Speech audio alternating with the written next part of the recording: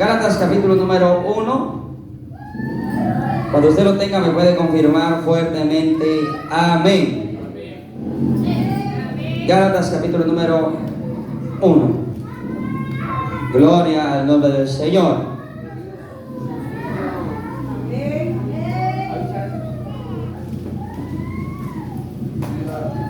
Vaya mejor conmigo. Vamos a tomar de referencia la última cita de hace 8. Primera de Corintios capítulo 15. Primera de Corintios capítulo número 15.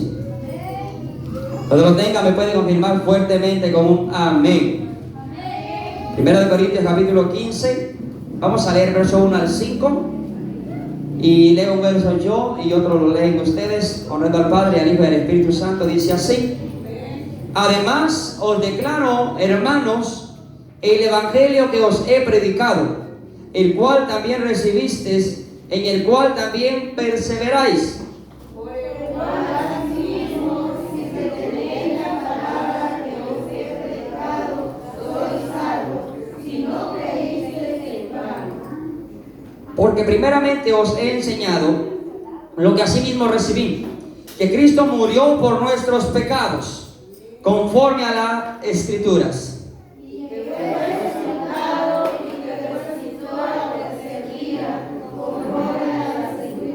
y que apareció a Cefas y después a los 12. Padre, en esta hermosa noche, Señor, te doy gracias. Yo sé, Señor, que tu Espíritu está en este lugar. Ya hemos adorado, hemos alabado tu nombre, Señor. Hemos cantado alabanzas a tu nombre. Pero hoy, Padre amado, reunidos en tu casa, Señor, vamos a escuchar, Señor, tu palabra. Ayúdanos a prestar atención, Señor, con reverencia a ella. Y que podamos ser enriquecidos del conocimiento de tus Escrituras, Señor. En esta hermosa hora, Padre, toma el control de los aires, del ambiente, del más pequeño hasta el más grande, Señor. Que todos unánimes juntos, Padre, podamos escuchar tu palabra y juntos aprender de ella, Señor. Abre, Señor, nuestro corazón y nuestro entendimiento para recibir, Señor. Todo pensamiento contrario, Señor, al tuyo se va en el nombre de Jesús. Toda distracción en cada mente y en cada corazón se va en el nombre de Jesús. Y declaramos, Padre, que en esta hora seremos edificados a través de tu palabra, Señor amado. En el nombre poderoso de Jesús. Amén. Amén y amén. Tome su lugar alabando a Dios. Tome su lugar alabando a Dios. Amén. Damos toda la gloria al Señor. Hace 8 finalizamos, ¿verdad? Y dejamos ahí punto y seguido, ¿verdad? Para poder continuar en esta noche. Y hablábamos, ¿verdad? Que la palabra evangelio significa buenas noticias. Buenas noticias. Amén. El evangelio son buenas noticias o buenas nuevas de salvación. Ese es el significado de la palabra evangelio. Y dijimos que el evangelio no es un consejo, el evangelio no es un anuncio, el evangelio, hermano, no es algo que va a suceder. El evangelio no es una ley nueva, sino que el evangelio, hermano, es una noticia. Es una noticia de algo que ya sucedió, de algo que ya aconteció, y que tiene poder para poder transformar la realidad presente y futura del ser humano. Tiene poder para transformar la vida del ser humano. Amén. Tiene poder para transformar su presente y asimismo, o por consecuencia, su futuro.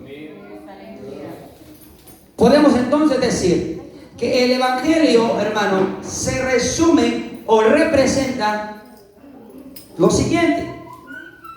El evangelio no habla nada más que Cristo murió por nuestros pecados. De eso habla el evangelio.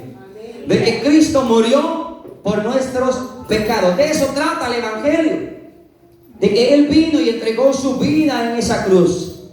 Que bajó, descendió del cielo en condición de hombre, como la palabra misma lo dice, se humilló a sí mismo padeció en la condición de hombre hasta llegar a padecer la muerte y muerte de cruz por amor a la humanidad.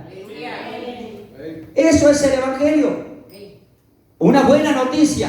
Y la noticia de que Cristo murió por nuestros pecados.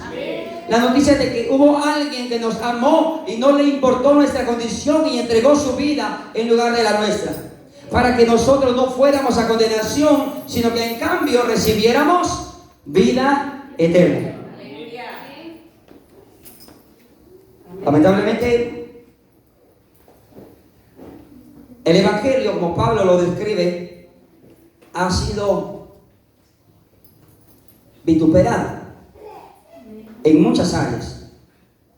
Pero el centro, la noticia importante, hermano, es que anunciemos y que sepamos que hubo alguien que murió por nosotros. Usted puede, de hecho, admiro, hermano, porque son varones dignos de admirar a todos aquellos grandes evangelistas que en su momento, por gracia de Dios, no que lo buscaron ellos, sino que por gracia de Dios llegaron a ser de renombre. Como Billy Graham, Gigi Ávila, entre otros. Mire, si usted va a los mensajes y escucha lo que ellos predicaban en aquellas grandes campañas, aquellas grandes cruzadas, ellos no le hablaban otra cosa a la humanidad que el mensaje del Evangelio. Ellos no andaban buscando, ¿y ahora qué le hablo? ¿Y ahora qué les digo? El mensaje que ellos llevaban a donde quiera que iban era de que Cristo había muerto por sus pecados, de que Cristo tenía una oportunidad para su vida y quería salvarnos. Y usted sabe, hermano, que grandes multitudes, hermano, al escuchar ese mensaje, venían y se convertían a Él. Pero hoy en día, hermano, pareciera que hemos cambiado el centro del mensaje del Evangelio. Y ya no se toca tanto, hermano, este punto, el centro del mensaje muchas veces ya ni siquiera es Jesús, sino que son ciertos aspectos, otras cosas, hermano, de la vida. Y Jesús murió en la cruz para llevar nuestros pecados, para recibir el castigo en lugar nuestro, para que el juicio de Dios no llegara a ser consumido sobre nosotros, sino que fue sobre Él, sobre su Hijo amado. En la primera carta de Pedro, usted sabe que estamos en lunes de enseñanza, ¿verdad? Así que vamos a usar la Biblia. En la primera carta de Pedro, capítulo número 2, y su verso 24, miren lo que nos dice: quien llevó él mismo nuestros pecados en su cuerpo sobre el madero, para que nosotros, estando muertos a los pecados, ahora estamos muertos a los pecados, ¿verdad?, vivamos a la justicia, y por cuya herida fuisteis sanados. Dios nos ha sanado, hermano. Dios nos ha sanado espiritualmente. Dios ha sanado nuestro corazón. E incluso yo puedo decir, Dios ha sanado mi cuerpo, porque Él es el mismo Dios de ayer, de hoy y por los siglos. El Evangelio no habla de otra cosa también, hermano, sino también de que Cristo, hermano, no solo murió en la cruz por nuestros pecados, sino que también fue sepultado y resucitó al tercer día. Él murió, hermano, fue sepultado, pero resucitó al tercer día. Y esto debe de ser algo glorioso para el pueblo de Dios, porque ahí Él venció la muerte. Él dejó la tumba vacía para no morir jamás. Él ya no muere más. Una vez, hermano, y para siempre fue su muerte. Y con esa vez fue más que suficiente para redimir a la humanidad de todo pecado, para que todos aquellos que creen en Él tengan vida eterna, dice la palabra. Para que todos aquellos que creen en Él tengan la vida eterna. Si yo le preguntara cuántos tienen la vida eterna esta noche ya, ¿cuántos ya tienen la vida eterna? Somos galardonadores de esa vida eterna, por cuanto hemos creído en su muerte y en su resurrección. Eso es el Evangelio. Esa es la buena noticia del Evangelio. Esa es la buena noticia de que hay alguien que quiere cambiar nuestra vida. De hecho, el apóstol Pablo, cuando escribió en la carta a los romanos, en el capítulo 6, verso 8 al 9, Romanos capítulo 6, verso 8 al 9, nos habla lo siguiente. Si alguien lo tiene por ahí, por favor, lo puede leer fuerte. Capítulo 6, verso 8 al 9. Y si morimos con Cristo, creemos que también viviremos con Él, sabiendo que Cristo, habiendo resucitado de los muertos, ya no muere. La muerte no se enseñorea más de Él. Amén. Ahora Él tiene vida eterna. Y por cuanto hemos creído en Él, también nosotros tenemos vida eterna. Que esa vida eterna, hermano, que se recibe confesando a Jesucristo como Señor y Salvador de nuestra vida. Así es como se obtiene la vida eterna. Así es como se obtiene la vida eterna, confesando a Jesús como nuestro Señor y Salvador de nuestras vidas. En otras palabras, se recibe únicamente por la fe. La salvación se recibe por la fe, no por las obras de la ley. No por las obras de la ley. Una confesión de fe trae salvación. Qué poderoso es esto. Una confesión de fe le trae al ser humano salvación, le trae al ser humano justificación, nos trae, hermano, redención por completo. Ahí más adelantito, en el capítulo 10, ahí mismo en Romanos, el verso 8 al 10, ¿qué nos dice? Los que viven según la carne no pueden agradar a Dios, mas vosotros no viviréis según la carne, sino según al Espíritu, si es que el Espíritu de Dios mora en vosotros. Y si alguno no tiene el Espíritu de Cristo, no es de Él. Pero si Cristo está en vosotros, el cuerpo en verdad está muerto a causa del pecado, mas el Espíritu vive a causa de la justicia. Así es. Aleluya. Así es. El Espíritu vive a causa de la justicia. A causa de vivir agradando a Dios. ¿Sí? A causa de Él. ¿Qué dice el verso 8 al 10? Vamos a ver la otra cita. Mas, ¿qué dice? Cerca de ti está la palabra, en tu boca y en tu corazón. Esta es la palabra de fe que predicamos, que si confesares con tu boca... Oiga, esta es la palabra de fe. ¿Que si qué? Que si confesares con tu boca que Jesús es el Salvador y creyeres en tu corazón que Dios le levantó de los muertos, serás salvo. Porque con el corazón se cree para justicia, pero con la boca se confiesa para salvación. Bueno, aquí voy a preguntar algo. ¿Cuáles son las dos cosas en las que tenemos que creer? Que Jesús murió y que también resucitó. Eso es lo que se necesita. Eso es lo único que se necesita. Creer que Él murió, pero que también resucitó. Yo hago la pregunta. Yo sé que todos van a decir amén. Pero verdaderamente de corazón, ¿cuántos han creído eso? Que Él murió en esa cruz, pero no se quedó en aquella tumba, sino que hoy está sentado a la diestra de Dios Padre, intercediendo por su iglesia, intercediendo por nosotros, por cada uno de nosotros, para que un día también, allá donde Él está, nosotros también podamos llegar. Y tenemos que esforzarnos, no rendirnos hasta llegar allá. Que no haya nada, que no haya nadie que nos detenga. Porque nadie más pagó el precio por la salvación que Jesucristo. Así que no vale la pena abandonar el camino por nada ni por nadie. Porque el precio lo pagó Jesús de Nazaret. Una confesión de fe. Qué hermoso eso. Una confesión, hermano, de corazón en la que nosotros nos provee, hermano, salvación. Creer con el corazón, confesar con nuestra boca, hermano. Eso es lo que nos da salvación a nosotros. De hecho, Efesios dice, por gracia sois salvos. ¿Sí? Por gracia. Y dice, por medio de la fe. Y dice, y esto no de vosotros, sino que es don de Dios. O sea, es un regalo de Dios. No por obras, para que nadie se gloríe. ¿Te imagina usted si la salvación fuera por obras?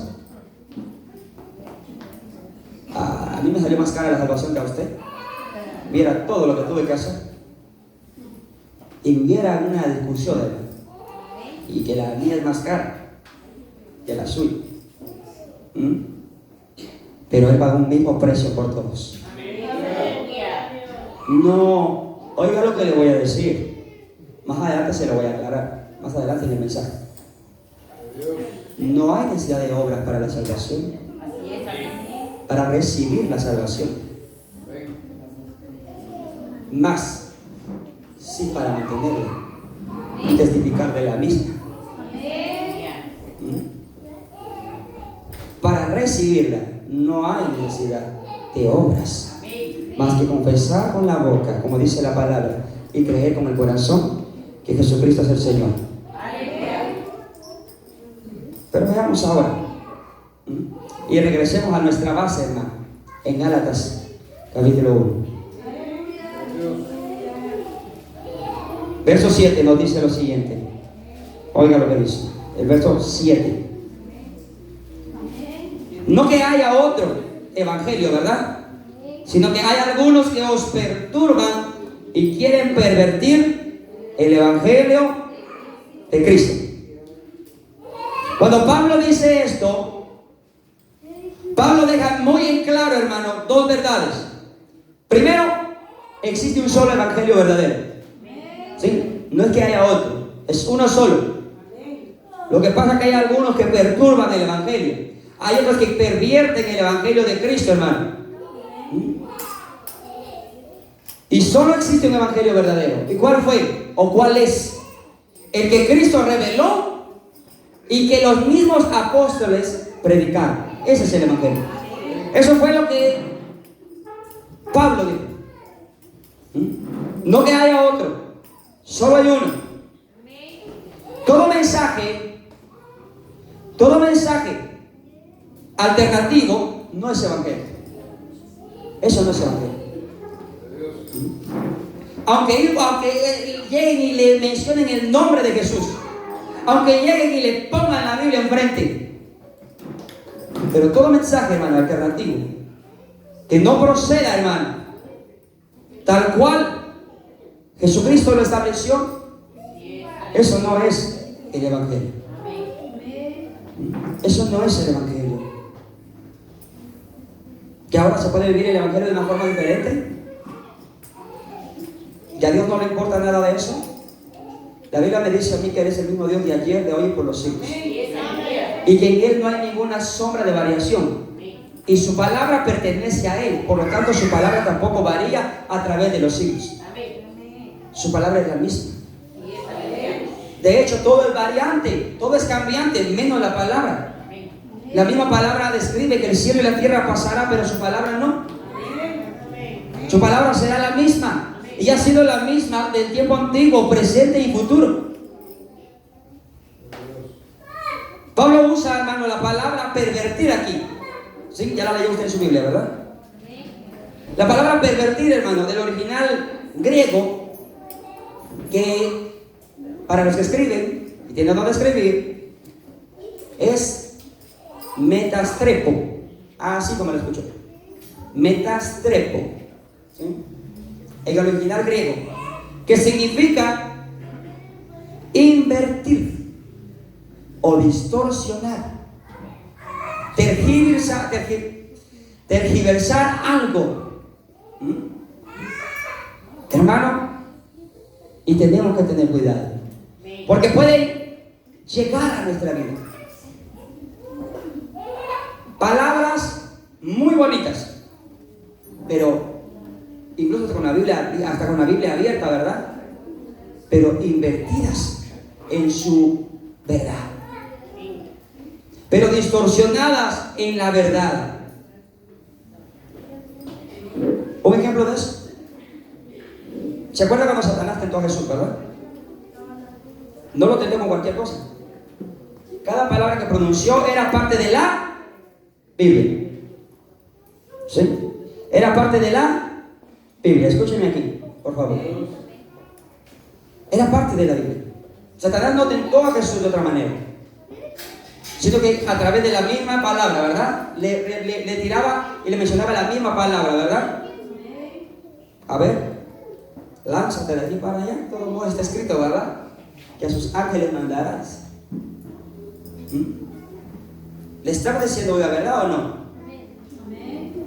Pero más sin embargo, hermano, ahí no aplicaba. Ahí no era verdadero.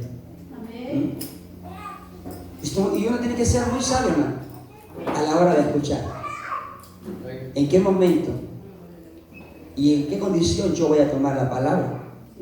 Tal cual está, o a mi parecer, o como a mí más me gusta y me parezca. Si una, hermano, invierte lo que está acá, inscrito en la palabra, uno, hermano, está dando una versión adulterada de lo que está escrito. Y la Biblia nos habla en Apocalipsis, usted lo sabe muy bien. Y hay de aquel que le quite o le agregue a estas palabras. ¿Sí? Hay, hermano, castigo para ambos. Hay consecuencias para ambos, hermano. Hay de aquellos que le quiten, con tal de no decir toda la verdad completa, sino que mejor a media, ¿verdad? Y hay aquellos que le agreguen todavía. La palabra debe de ser expuesta tal cual está escrita, hermano. Hablar la verdad tal cual lo predicaron también los apóstoles. No adulterar a la hora de predicar el evangelio, ni escuchar palabras adulteradas. Por eso tenemos que tener cuidado. También hasta lo que escuchamos. Yo le decía hace un buen tiempo, por eso no a todos usted le puede decir rapidito, amén. Porque usted tiene que analizar a la luz de la palabra lo que usted está confirmando con sus labios. Usted tiene que analizar a la luz de la palabra lo que usted está diciendo, amén. Hay quienes, hermano, que ya a la gracia la mezclaron con obras. Y usted sabe que la gracia no se recibe por obras, sino por fe. ¿Sí? Por fe. Hermano, hay muchas formas, hermano, que hoy en día ha adoptado el evangelio que no es de Dios. ¿Sí? Le vamos a llamar así para que me entienda. El evangelio que no es de Dios.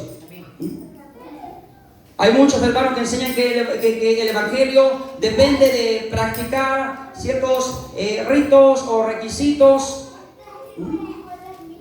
Hermano, que para ser salvos tenemos que hacer esto o lo otro. No, para ser salvos se basta y sobra una confesión de fe. Una confesión de fe. La palabra de Dios nos enseña, hermano, en Tito capítulo 1, vaya conmigo, Tito capítulo 1, versos 13 al 14. Tito capítulo 1, versos 13 al 14. ¿Qué dice? Este testimonio es verdadero. Por tanto, repréndelos duramente para que sean sanos. ¿En dónde? No atendiendo a fábulas judaicas ni a mandamientos de hombres que se apartan de la verdad. El evangelio, hermano, debe estar centrado en la verdad, no en fábulas, no en leyendas, no en nada más, sino solamente en la palabra.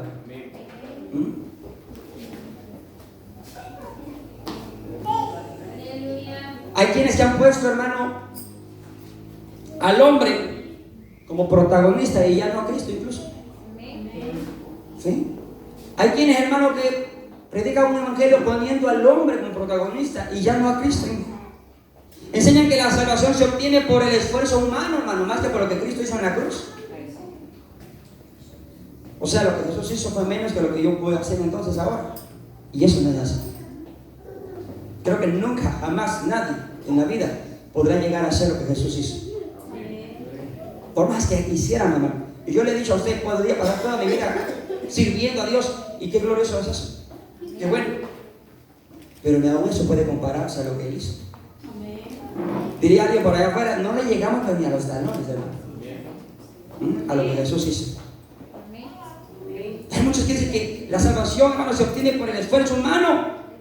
que la salvación es una autosuperación. ¿Ah?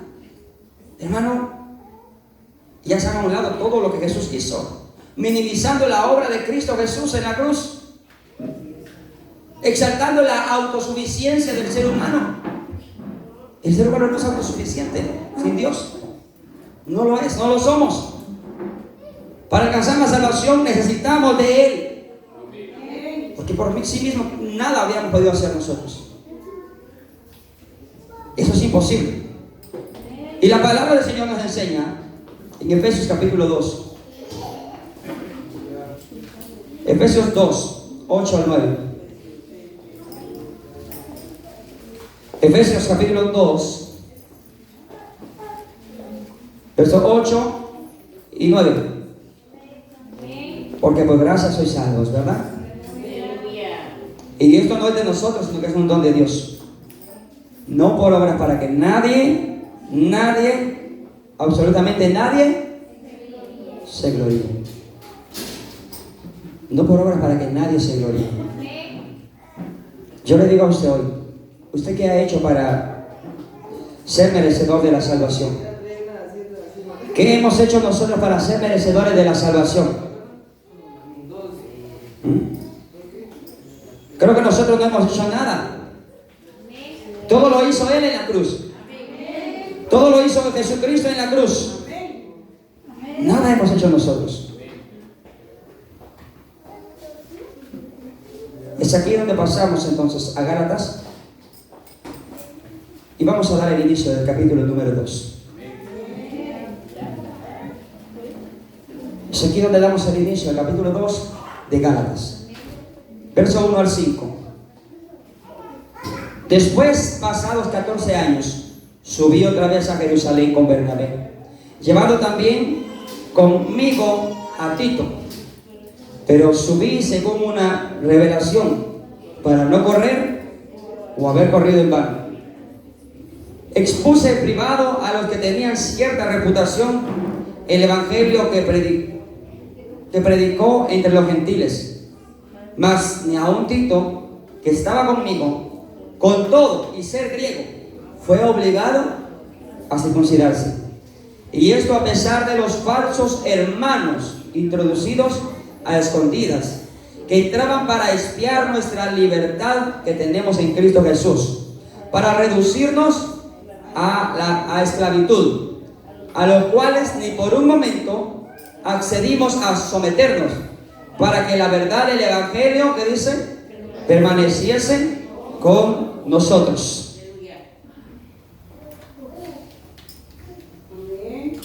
Aquí hay dos pilares muy importantes.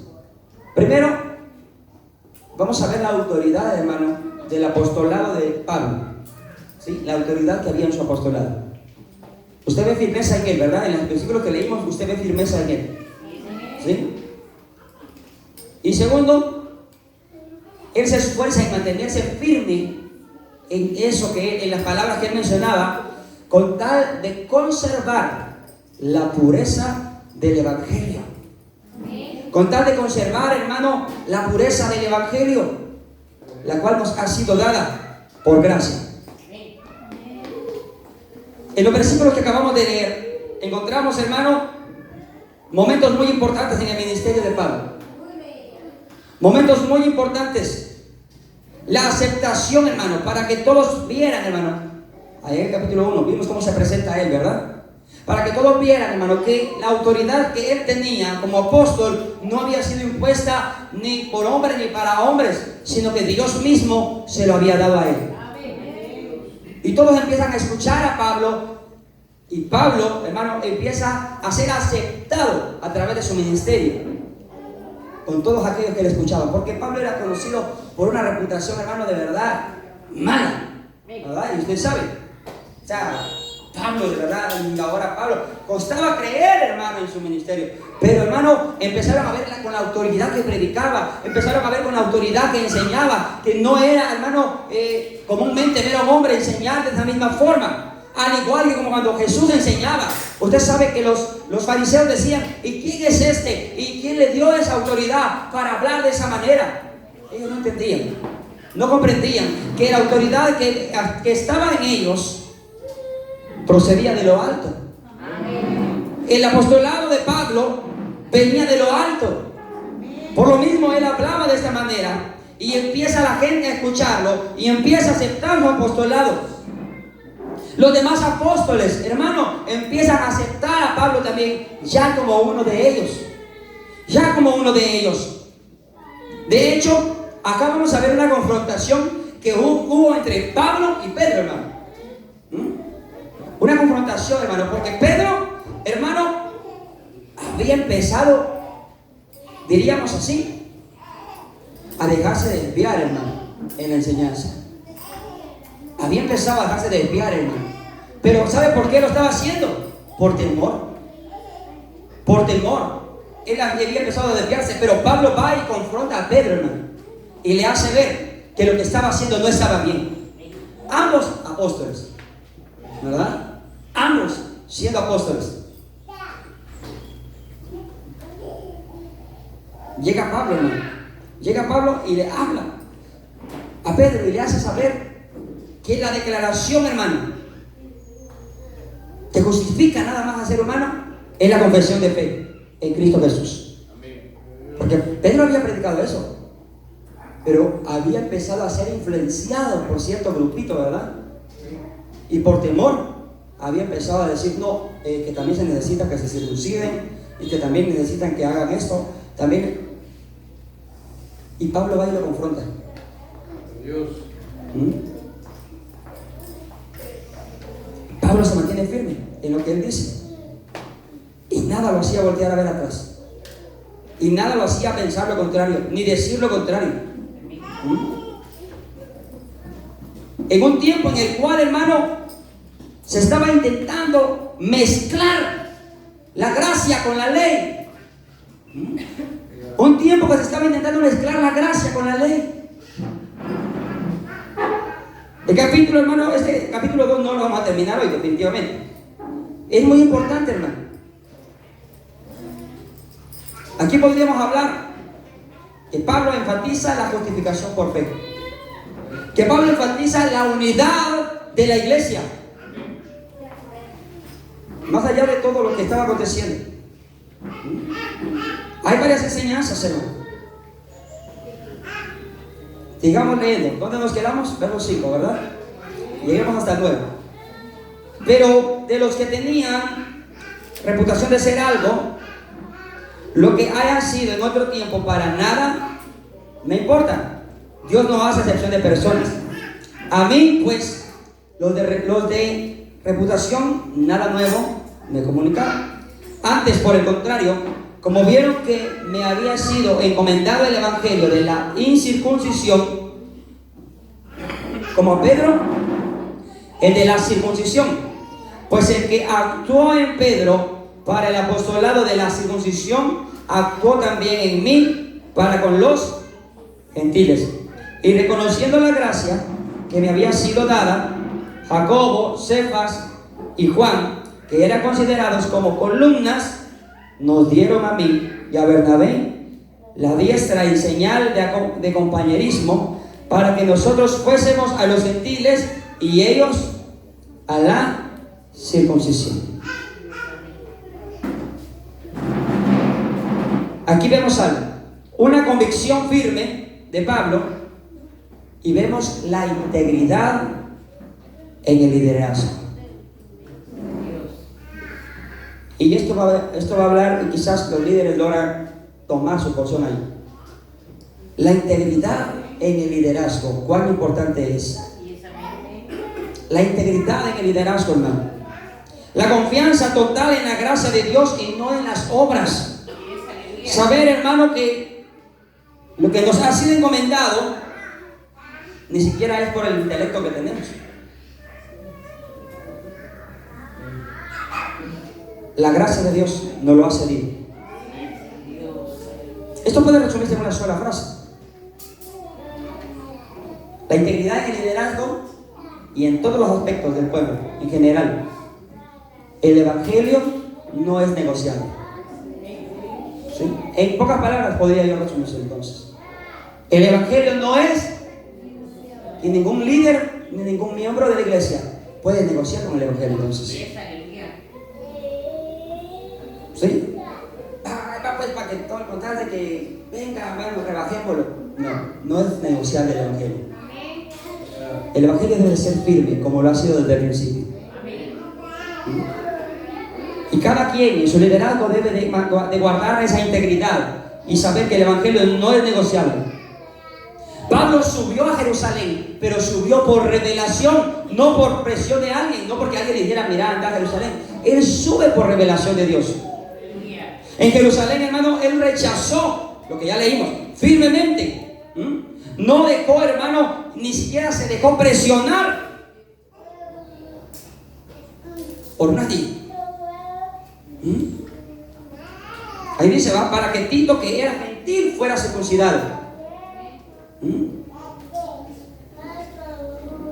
Hermano, había entre ellos falsos hermanos. Esta palabra a mí me asusta. Había entre ellos falsos, mire que le llama hermanos. Mire que Pablo lo describe como hermanos. Habían falsos hermanos que querían espiar, dice, la libertad cristiana. ¿Para qué? Para criticar, hermano. Para criticar. No hemos sido enviados a eso, ¿verdad? Hemos sido enviados a animarnos unos con otros. A fortalecernos en palabras unos con otros. ¿Sí? Ayudarnos unos con otros. A orar unos por otros. No hemos sido enviados para criticar, ni para contender, ni para imponer, hermano, cosas raras, ¿verdad? Como aquel grupo judío quería imponerlo sobre los gentiles. Pero Dios sabía cómo llevar las cosas, ¿verdad? Bueno, los judíos, si ellos querían aplicar la ley, que la tomaran. Pero ellos son gentiles, ellos no nacieron siendo judíos. Entonces en ellos no aplican. ¿Me entiende? Le voy a poner un ejemplo, ¿verdad? Un poquito más claro. Usted nunca vaya a pensar que se hace acepción de personas en este lugar, porque no es así. Pero de cierta manera, hermano, no puedo tratar igual a todos. Porque algunos ya son más viejitos espiritualmente y otros son más tiernos espiritualmente. Así que van a haber ciertas cosas para los más viejitos que van a aplicar, hermano, que para aquellos todavía no. Que en su momento ya va a contar para ellos, pero que todavía no puedo yo hacerlo así. ¿Me entienden? De hecho, yo solo eso saber incluso a los que participan conmigo del altar. ¿Sí? Ustedes son muy aparte. Y no porque sean más, porque todos somos iguales, pero sí por la responsabilidad que conllevan. ¿Me entienden? Entonces, hermano, Pablo va y se para firmemente y no se deja convencer de nada ni por nadie. Apliquemos esto hoy en día. La iglesia no puede negociar el mensaje de salvación por gracia, hermano. No podemos negociar el mensaje de salvación, hermano. No podemos ceder ante las presiones religiosas. Por ahí alguien dijo, hermano, el enemigo está influenciando gravemente los gobiernos, y alguien dijo, bueno, de repente va a surgir la ley, ya están trabajando, ¿no? Usted no lo crea, ¿verdad? Bajo la mesa, en fortalecer leyes, hermano, que son antibíblicas, ¿verdad? En fortalecer leyes que son antibíblicas, ¿verdad? Y hay de aquel, ¿verdad?, que considera locura, menciona el pecado, ¿verdad?, de la famosa comunidad, ¿verdad? Porque al pastor que lo escuche predicando de eso, está violando los derechos y a la cárcel. Imagínense.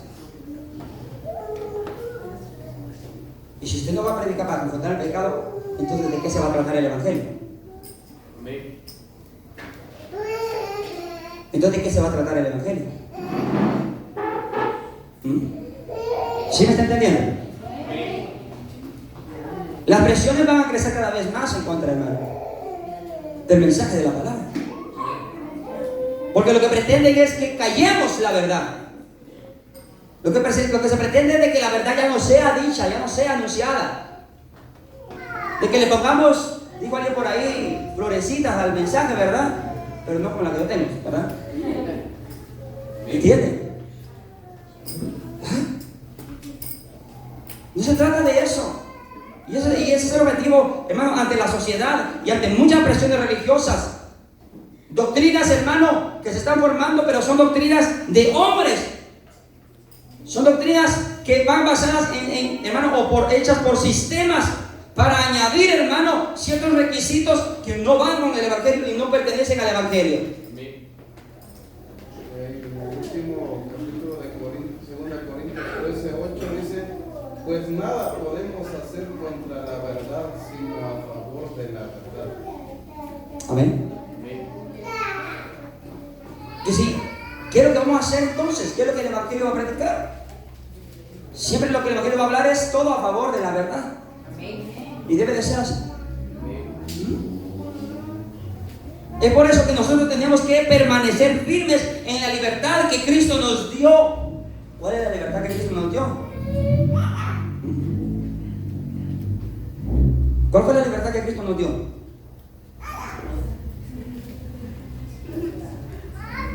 Ser libres del pecado. Mantenernos firmes en esa verdad, ¿no? Hemos sido libres del pecado y anunciar la buena noticia para que otros sean libres también del pecado. Pero ¿cómo va usted a ser libre alguien más del pecado si primero no confronta su pecado? Lamentablemente, la hipocresía es siempre una amenaza para la verdad del Evangelio. La hipocresía es una amenaza para la verdad del Evangelio. Apúntelo así tal cual. Verso 11 al 14. Pero cuando Pedro vino a Antioquía, oiga, aquí está la confrontación que le mencioné. Le resistí, dice, cara a cara. No fue por chat, fue cara a cara. Si no, no una cartita, ¿va? Porque me da pena decírselo en la cara, ¿va? No, fue cara a cara. Porque era de condenar, dice. Pues antes que viniesen algunos de parte de Jacobo, ¿comía con quién? ¿Con quién comía Pedro? Pero después que vinieron esas personitas, sé que ya no se mezclaba con los gentiles y se apartaba, dice, porque tenía miedo de los de la y en su simulación, ahí estaba la hipocresía, ¿verdad? Participaban también los otros judíos, de tal manera que aún Bernabé fue también arrastrado por la hipocresía de ellos. Pero cuando vi que no andaban rectamente conforme a la verdad del Evangelio, dije a Pedro delante de todos. Ya imagino el carácter de Pablo, hermano. Si tú, siendo judío, vives como los gentiles y no como judío, ¿por qué obligas a los gentiles a judaizar? En estos versículos, a mí me gusta figurarme todas las escenas de la Biblia, hermano. En estos versículos podemos nosotros ver cómo Pablo confrontó al apóstol Pedro. Cuando comenzó a actuar, hermano, con doble ánimo, ¿verdad? Es decir, con hipocresía. El problema era que Pedro, hermano, conocedor de la libertad de Cristo, de la verdad del Evangelio, él sabía que no había acepción de personas. Eso lo sabía claramente Pedro. De hecho, Pedro mismo lo predicaba y él mismo estaba haciendo acepción de personas. Pedro mismo lo predicó en Hechos, usted lo puede leer, ¿verdad? Ahí están algunos mensajes que él dio, ¿verdad? En el capítulo 10, ¿verdad? Ahí usted lo puede leer en su casa, ¿verdad? Él predicaba que Dios no hacía acepción de personas. Mas sin embargo él lo estaba haciendo. Porque antes comía con los gentiles, compartía con ellos. Después vinieron aquel grupito, ¿verdad?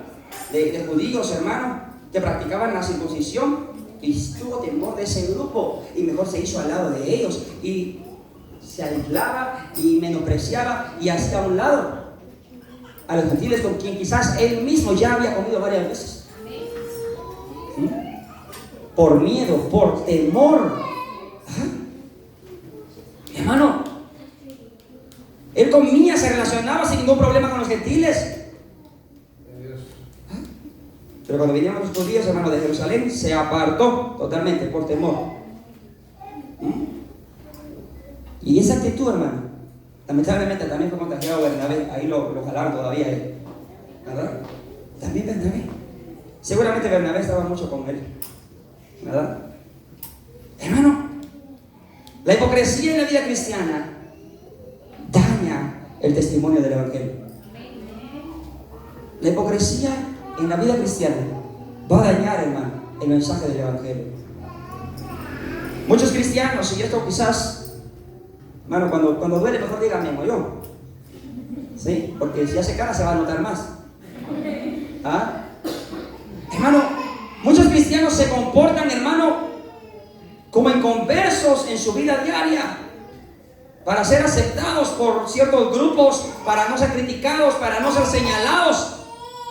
¿Ah? Pero cuando están delante de otros cristianos, se comportan como verdaderos hijos de Dios. Cuando están entre los grupos cristianos, aleluya, amén. Pero allá con aquel grupo, para que no me critiquen, para que no me señalen, para que no me rechacen, pues igual la gana. Se rebaja al mismo nivel. Y esa hipocresía daña el testimonio del Evangelio. Esa hipocresía daña el testimonio del Evangelio. Usted debe de ser el mismo aquí y el mismo allá afuera. Porque lo que está dañando, hermano, es el testimonio del Evangelio al actuar de esa manera. Quien está dañando y poniendo por los pies, hermano, de todo es a Jesucristo. Porque de Él es que damos testimonio nosotros. De Él es que testificamos en nuestra vida. ¿Ah? Y aquí cantando merece la gloria. ¿Ah? Y allá, y volver. ¿Ah? ¿Ah? ¿Cómo está eso? Eso daña el testimonio del Evangelio. Eso daña el Evangelio. Bueno, eso es estar en la hipocresía. Es que allá, porque si no me van a rechazar, se van a burlar. ¿Qué importa ser rechazados por el mundo entero si somos aceptados por Cristo Jesús, con tal de dar buen testimonio de Él en nuestra vida? No importa que me rechacen, que no me acepten en el círculo social. ¿Qué importa que no me reciban en su círculo social si voy a ser bien recibido en el reino de los cielos? Una persona que vive de tal manera, hermano, no solamente está dañando el testimonio del Evangelio, sino que si llega a morir en esa condición, ay, hermano, y ese año de dolor y de lamento, nada bueno le espera. Nada bueno le espera. Así que espero yo que aquí no haya ninguno, hermano. Ninguno que delante de los cristianos se comporta como cristianos, pero por allá cambiémonos de ropa y me pongo el otro disfraz. ¿Ah? Cuidado con eso. La palabra del Señor nos invita, iglesia, a no avergonzarnos del Evangelio. La palabra de Dios nos invita a no avergonzarnos del Evangelio. ¿Por qué va a avergonzarse usted de eso? Se va a avergonzar de aquel que mostró un amor tan grande cual jamás nadie se lo va a poder mostrar, hermano. Ni aún su esposa, ni aún su esposo se lo va a poder mostrar de esa manera. El amor más grande que hemos tenido y que nos ha sido mostrado es el amor de Jesús. Es un amor sincero.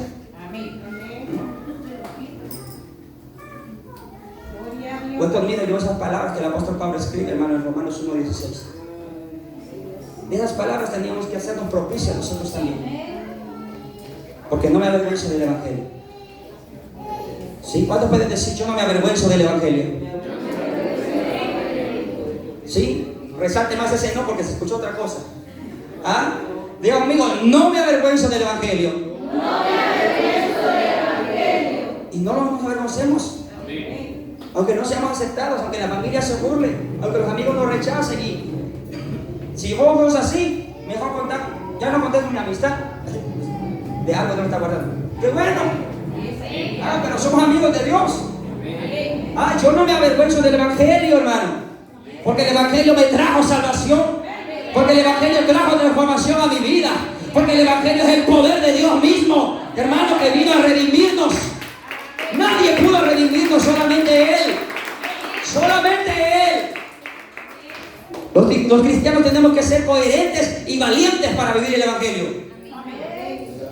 Oiga esto, coherentes y valientes para vivir el Evangelio. El Evangelio no es para cobardes. Miren a su alrededor, puros valientes hay aquí, hermano. Puros valientes habemos hoy aquí. Debemos de vivir lo que hemos creído. Yo con esto voy cerrando esta parte. Debemos de vivir lo que hemos creído. Nuestras acciones deben de ir de acuerdo a nuestras palabras. ¿Usted es cristiano? Sí, va. Sus acciones demuestren eso. Porque por ahí había un grupito, hermano, que decía, pero no hacía. Y usted sabe de quién estoy hablando, ¿verdad? De los fariseos. De los fariseos. Llévese esto. Mi testimonio. Hermano, levanta y exalta el Evangelio, o bien puede dañar el Evangelio. Vivamos el mejor testimonio para Cristo Jesús en nuestras vidas. Aquí empieza algo muy bueno, pero para esto ya hemos hecho. A ver, espero que la palabra de Dios haya construido en nosotros hoy algo más y nos fortalezcamos y ya no más nos avergoncemos del Evangelio. Seamos íntegros acá y lo mismo allá. No vayamos a hacer la de Pedro, ¿no? Porque si no, va a llegar el momento, hermano, en que Dios va a poner a alguien para que nos confronte incluso. Pónganse de pie y demos gloria.